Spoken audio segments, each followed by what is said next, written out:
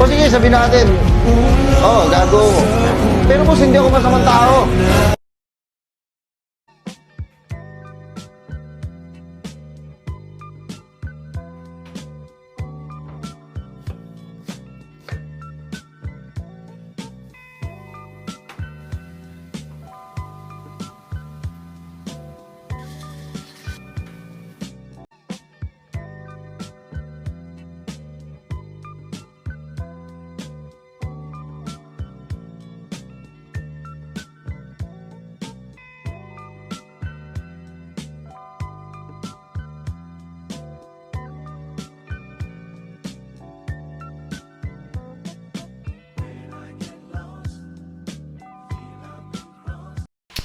So ayun guys, kakatapos ko maghilamos.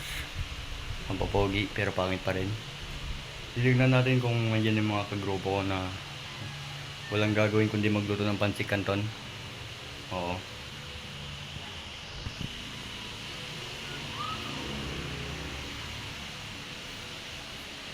Gagi guys, hindi naman sila tol. Ikaw boy.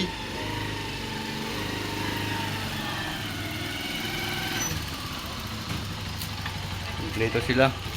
Mga magluluto ng pancit canton yung mga yan guys. Afternoon pala, parang send. Ito po yung group namin. Good morning, everyone! Ganyan boy. Good. Na-discuss natin kung bakit yun yung napili naming title, which is ano yun boy? Dormitory Management System.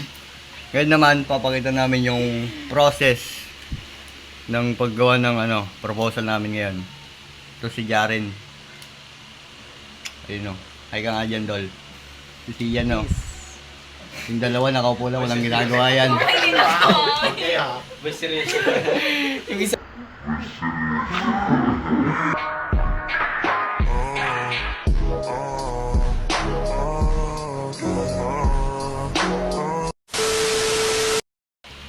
Nalimutan namin si Dave.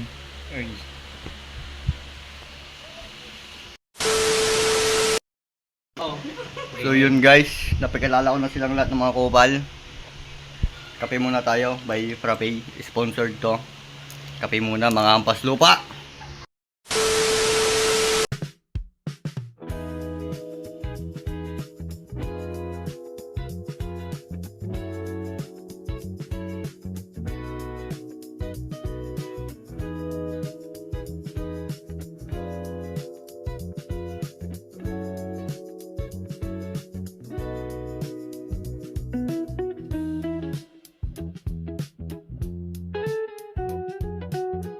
Kuya, tama na yun, kuya.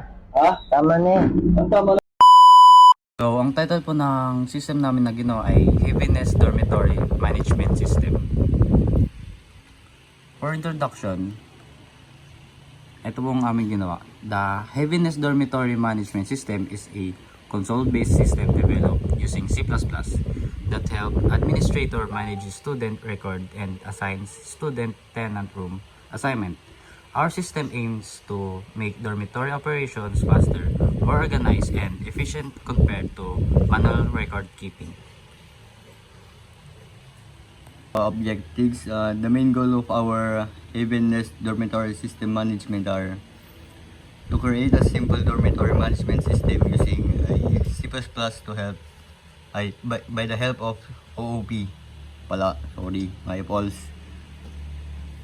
and to manage student and tenant information efficiently, and to also monitor room availability and assignments, to reduce manual paperwork and improve organization. Yun lamang. Next. Here are the main features of our system. The dormitory management system is designed to help the admin manage record efficiently and securely. It has a log-in and log-out feature to protect the system and ensure only authorized user can access it.